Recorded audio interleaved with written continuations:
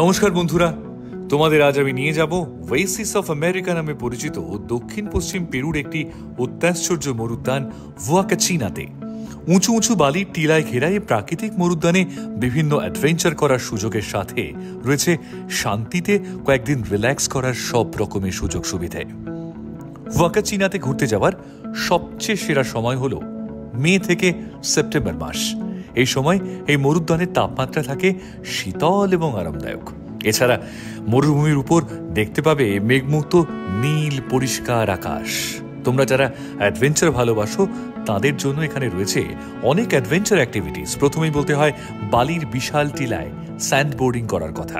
এছাড়া রয়েছে ডিউন বাগি রাইডস। সারাদিন অ্যাডভেঞ্চার করে বিকেলবেলা বালির টিলার উপর দাঁড়িয়ে নির্মল সূর্যাস্তের দৃশ্য দেখার এক্সপিরিয়েন্স তোমার মনের মণিকোঠায় অমলিন স্মৃতি হয়ে না থেকে যেতে পারে না। আর আছে মরুদ্যানের হ্রদে প্যাডল বোটিং করার সুযোগ। হুয়াকাচিনাতে গেলে অবশ্যই স্থানীয় পেরুভিয়ান কুজিন ট্রাই করতে ভুলো না। কাছাকাছি আঙুর ক্ষেত দেখতে গেলে ওখানে হ্যান্ডমেড ওয়াইন টেস্টিং করে দেখতে পারো।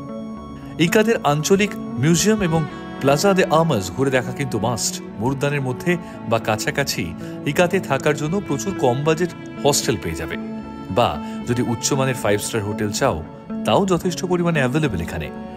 ভারত থেকে হুয়াকাচিনা ডেজার্ট ওয়েসিস যেতে ফ্লাইট ধরে লিমা যেতে হবে। এই ফ্লাইটের ভাড়া মোটামুটি 82,000 টাকা থেকে 1,23,000 টাকা পর্যন্ত হয়। তারপরে সেখান থেকে ইকা অবধি একটা ডোমেস্টিক ফ্লাইট নিতে হবে। এর ভাড়া 8,000 থেকে 12,000-এর মধ্যে।